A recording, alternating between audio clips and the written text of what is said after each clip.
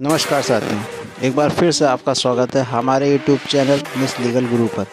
आज के इस वीडियो में हमने भारतीय दंड संहिता 1860 से संबंधित उन प्रश्नों को सम्मिलित किया है जिनमें उदाहरण के माध्यम से भारतीय दंड संहिता की धाराओं को समझाने का प्रयास किया गया है।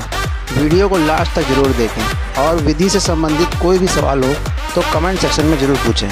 यदि आप हमारे चैनल पर नए हो तो चैनल को सब्सक्राइब और वीडियो को लाइक शेयर ज़रूर करें। तो चलिए शुरू करते हैं आज के इस वीडियो को।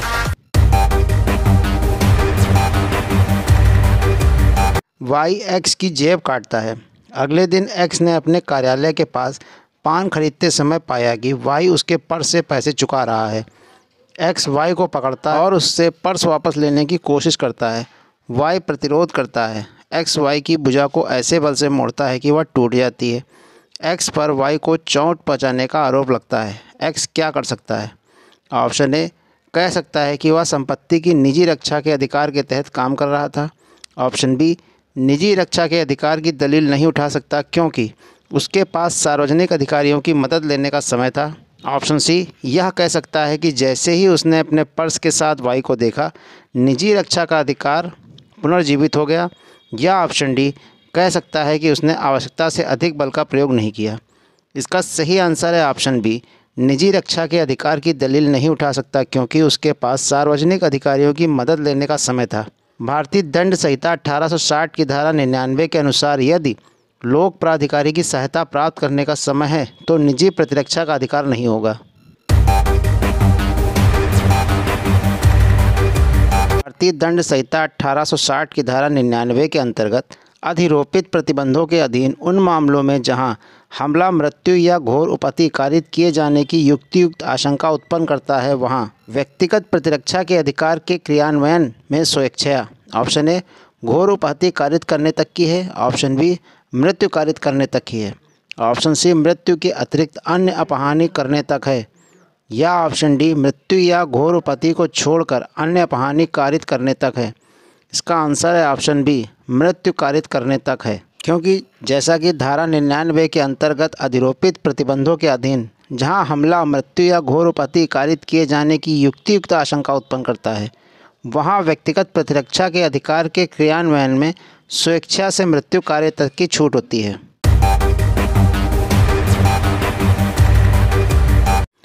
एक 7 वर्ष से कम आयु का शिशु अपने पिता की भरी हुई बंदूक पा जाता है और उससे बा को मार डालने के लिए निशाना बनाता है। बा अपना जीवन बचाने के लिए आ को मार डालता है। इस मामले में ऑप्शन ए, बा आ की हत्या का दोषी है। ऑप्शन बी, बा आ के विरुद्ध निजी व्यक्तिगत सुरक्षा के बचाव की दलील नहीं दे सकता है। ऑप्शन सी, बा भारतीय दंड संहिता की धारा 100 के अंतर्गत संरक्षित है। या ऑप्शन डी, बा भारतीय दंड संहिता की धारा 103 के अंतर्गत संरक्षित है। इसका सही आंसर है ऑप्शन सी, बा भारतीय दंड संहिता की धारा 100 के अंतर्गत संरक्षित है, क्योंकि बा को यह आशंका हो गई थी कि ऐसे हमले का परिणाम मृत्यु होगा, इसलिए बा को धारा 100 के अंतर्गत आत्मरक्षा के उपाय का अधिकार प्राप्त होगा।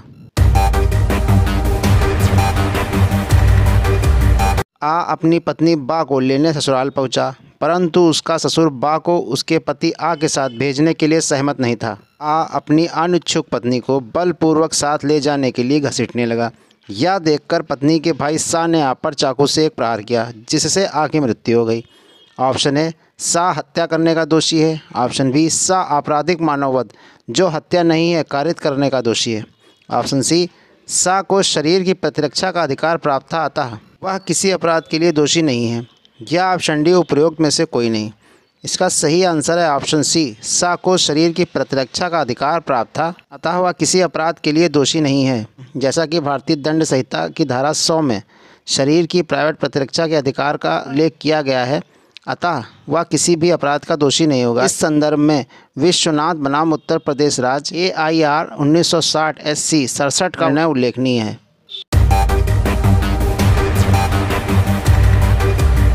एक भीड़ का पर घातक शस्त्र से हमला करती है। का अपने बचाव में गोली चलाता है। गोली से भीड़ में सम्मिलित एक निर्दोष बालक की मृत्यु हो जाती है।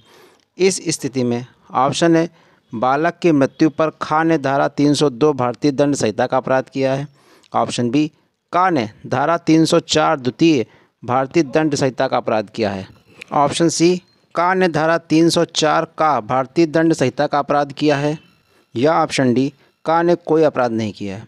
इसका सही आंसर है ऑप्शन डी, का ने कोई अपराध नहीं किया है। चूँकि यहाँ का बिना निर्दोष को हानि पहुँचाए अपनी जान नहीं बचा सकता था, इसलिए उसके कृत्य को भारतीय दंड संहिता की धारा 106 का बचाव मिलेगा।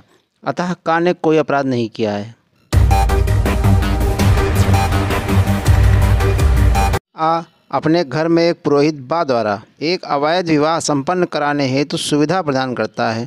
यहाँ ऑप्शन ए, आ अवैध विवाह के दुष्प्रेरण के अपराध हेतु दायित्वाधीन है। ऑप्शन बी, बा दुष्प्रेरण का दोषी है। ऑप्शन सी, आ एवं बा दोनों ही दुष्प्रेरण के दोषी हैं।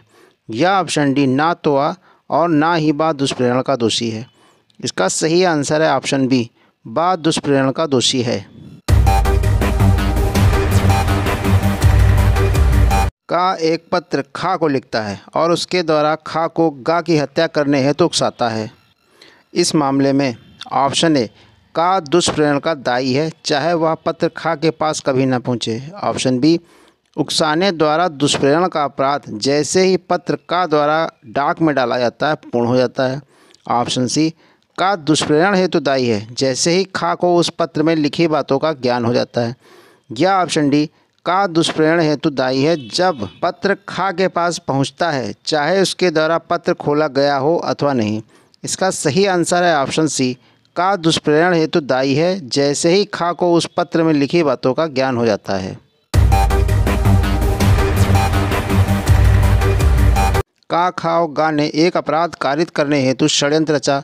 बाद में का और खा ने योजना को छोड़ दिया, लेकिन गा ने वह अपराध कारित किया। जब गा को गिरफ्तार किया गया तो उसने का और खा का नाम भी लिया। अपने बचाव में का और खा ने कहा कि उन्होंने विचार स्थगित कर दिया था और वे अपराध में शामिल नहीं थे। इसमें किसे दंडित किया जाएगा? ऑप्शन ए, आपराधिक षड्यंत्र के लिए किसी को दंडित नहीं किया जा सकता। ऑप्शन बी, केवल गा को दंडित किया जा सकेगा। ऑप्शन सी, का, खा, गा आपराधिक षड्यंत्र के लिए दंडित किए जाएंगे। या ऑप्शन डी, उपयुक्त में से कोई नहीं। इसका सही आंसर है ऑप्शन सी, का, खा एवं गा आपराधिक षड्यंत्र के लिए दंडित किए जाएंगे। जैसा कि भारतीय दंड संहिता की धारा 120 का के अनुसार आपराधिक षड्यंत्र में किसी अपराध को कारित करने हेतु मात्र सहमति ही पर्याप्त है, चाहे वह कार्य किया जाए अथवा ना किया जाए। बा पर सा आघात करता है। बा को इस प्रकोप से तीव्र क्रोध आ जाता है। आ, जो कि निकट ही खड़ा हुआ है, बा के क्रोध का लाभ उठाने और उससे सा का वध कराने के आशय से उसके हाथ में एक छुरी उस प्रयोजन के लिए दे देता है। बा उस छुरी से सा का वध कर देता है। आ किस अपराध का दोषी है? ऑप्शन ए, हत्या की कोटि में ना आने वाले आपराधिक मानववध। ऑप्शन बी, आपराधिक मानववध के लिए दुष्प्रेरण। ऑप्शन सी, हत्या का प्रयत्न। या ऑप्शन डी, हत्या। इसका सही आंसर है ऑप्शन डी, हत्या। प्रस्तुत समस्या भारतीय दंड संहिता की धारा 300 के प्रथम अपवाद के दृष्टांत चा पर आधारित है।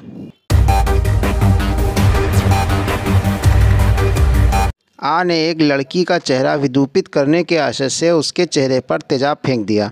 यद्यपि उसका चेहरा ठीक हो गया, परंतु लगभग 6 माह तक वह घोर शारीरिक पीड़ा झेलती रही। आ दोषी है। ऑप्शन ए, हमला करने का। ऑप्शन बी, आपराधिक बल प्रयोग करने का। ऑप्शन सी, स्वेच्छा घोर उपाधि कारित करने का। या ऑप्शन डी, हत्या का प्रयत्न करने का। इसका सही आंसर है ऑप्शन सी, स्वेच्छा घोर उपाधि कारित करने का। यह समस्या भारतीय दंड संहिता की धारा 320 के खंड 8 के अंतर्गत उपबंधित 20 दिन की अवधि से अधिक है। अतः आ स्वेच्छया घोर उपाधि कारित करने का दोषी होगा। आ कार से दिल्ली से आगरा तक की यात्रा पर था। बा उसे रास्ते में मिला तथा बीच के नगर मथुरा तक लिफ्ट देने की प्रार्थना की। आ ने उसकी प्रार्थना स्वीकार की, परंतु मथुरा आने पर उसके बार बार प्रार्थना करने पर भी बा वहां नहीं उतरा। बा को उसकी इच्छा के विरुद्ध आगरा तक जाना पड़ा। ऑप्शन ए, आ किसी भी अपराध का दोषी है। ऑप्शन बी, आ अपहरण के अपराध का दोषी है। ऑप्शन सी, आ सदोष परिरोध के अपराध का दोषी है। या ऑप्शन डी, आ आपराधिक बल प्रयोग करने का दोषी है। इसका सही आंसर है ऑप्शन सी, आ सदोष परिरोध के अपराध का दोषी है। प्रश्नगत समस्या भारतीय दंड संहिता की धारा 340 पर आधारित है।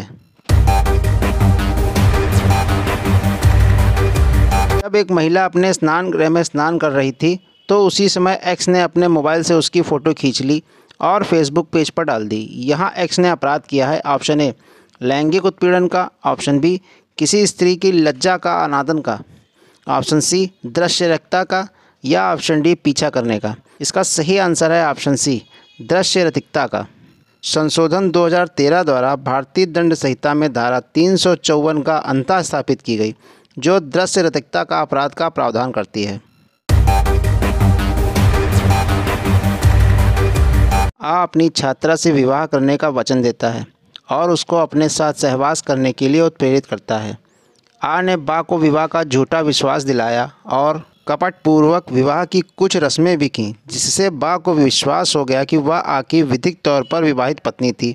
बाद में आ ने उसको अपनी पत्नी मानने से इनकार कर दिया।